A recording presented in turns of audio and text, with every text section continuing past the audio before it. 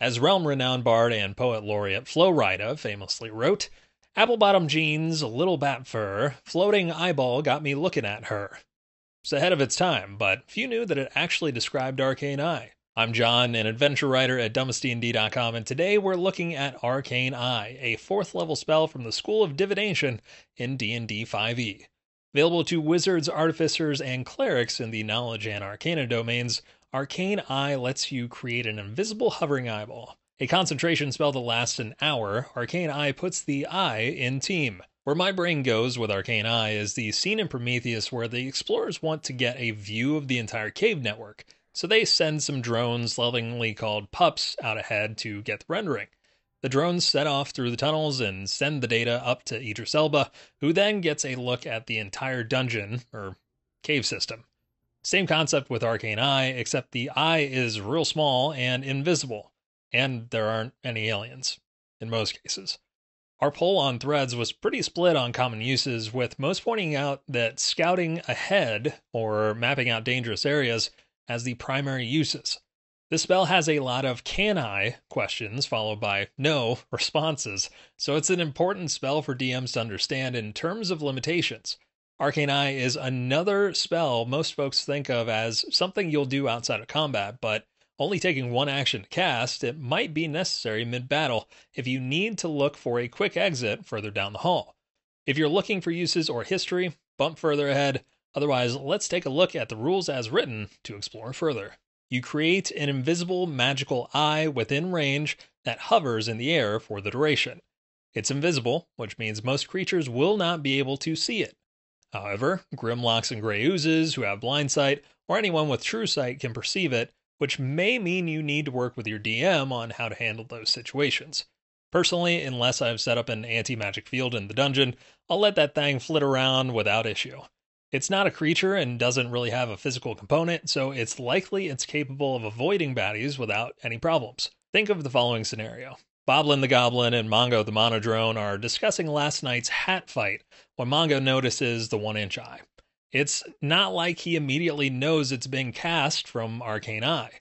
They would likely be confused and might try to follow it to figure out what the heck's going on. Cases where they would assume a wizard is attempting to scan them are minimal in my mind. The eye hovers, which means it is able to hang in the air, but I would be careful on any rulings about the eye going too vertical. Personal take, hover should only allow for a maximum height of like 5 to 10 feet. But if the area has a vertical element, stairs would be fine. Does that mean ladders should be allowed? This is where I'll leave it to you in the comments to let me know, because honestly, I'm a bit 50-50 on it. You mentally receive visual information from the eye, which has normal vision and dark vision out to 30 feet. The eye can look in every direction. In dim light, the eye is fine. In total darkness, say it with me, the eye has dark vision and can see. So essentially, this invisible little guy is able to move and relay images back to the caster regardless of the light situation inside the castle, dungeon, or farmhouse you've sent it into. While it's easy to think of the eye as unidirectional, it sees in every direction, so it's a 360-degree camera at all times. What you look like while you're concentrating and receiving these images is completely up to you. Eyeballs go white, makeshift VR headset, whatever flavor you want to add. Another specific and important word choice is visual information. It's only a video feed, not audio video. Similar, you can't smell anything, so just one sense here. Sight. Don't get cute with it. But what about the observant feat, I hear you say? Okay, fine. With observant, if you understood the language, you could see what people were talking about. That's it. You wouldn't actually hear or feel anything, though. As an action, you can move the eye up to 30 feet in any direction. Awesome. So 30 feet per action, at least 10 actions per minute, 600 actions per hour, so 18,000 feet of total movement for the total duration, or about 3.409 miles, which is helpful for this next part.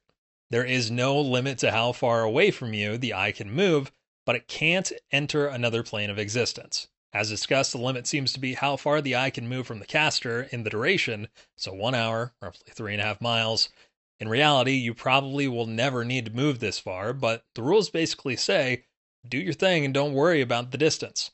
The planes of existence aspect is also important here. If the eye is scanning a dungeon and a portal to another plane is just past a barred gate, The eye cannot move through the portal itself to the other plane.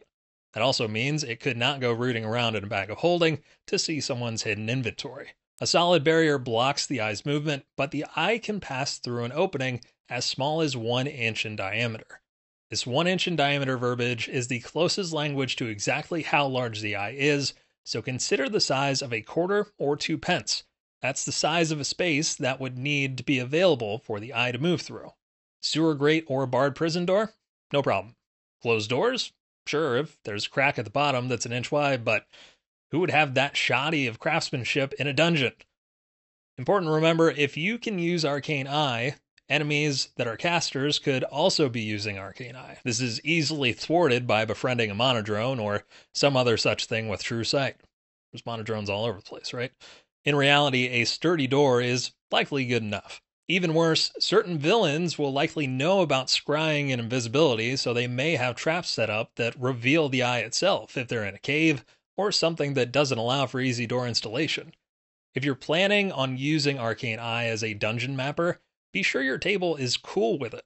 Some players might enjoy the spookiness of entering a dungeon and not knowing what awaits in each room.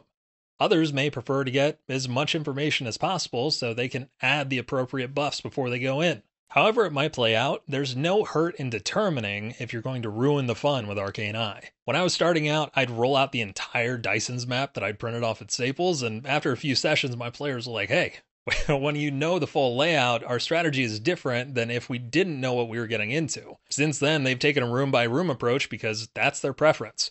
Never hurts to ask and discuss, especially with the all-seeing Arcane Eye. Another pro tip for DMs, you don't have to give every single detail. That doesn't mean leave out key details or trick players, but it does mean your focus should be more on what images the brain would reasonably pick up if someone was walking briskly through the dungeon. It will also prevent your game from slowing to a halt.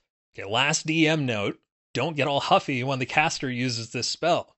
Yes, you will forget that this spell exists, and yes, it will likely ruin a surprise or two in your dungeon, but remember that your dungeon layout isn't everything.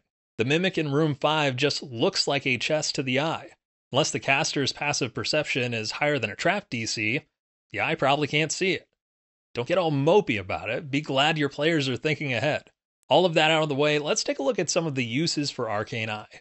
The use cases seem pretty straightforward, but we'll go through them anyway. Follow an enemy that summoned a killer whale to block a cave exit where they're making their escape. Get the layout for a dungeon or sewer system to determine if it's worth getting the loot inside or if it's not. If you're in the Dungeon of the Mad Mage, Tomb of Annihilation, or the 999-room dungeon we created on Donjon, make your DM hand the map over and watch him sob uncontrollably as your invisible scout sussed out everything over the next 18,000 feet of the dungeon. Stake out a heist target from your local tavern without arousing suspicion. This would be a great spell if you're working through any of the keys from the Golden Vault adventures. Send the eye home to determine if you left your stove on. Follow a cult member to determine where they are holding their rituals, as well as what they might unearth.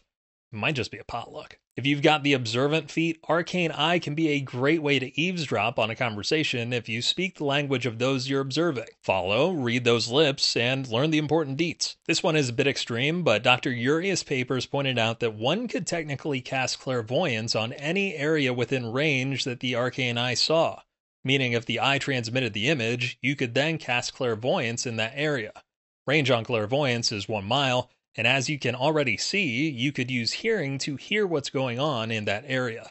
Clairvoyance does come at a 100 gold cost though, so it won't always be a good choice. What other uses can you think of? Let us know in the comments below. Now, let's take a look at the history of Arcane Eye across all the editions of D&D. Originally called Wizard Eye, first edition had a severely limited range and the eye was only active for 6 turns, making it much more about looking around the next corner and maybe scouting out the next room or two.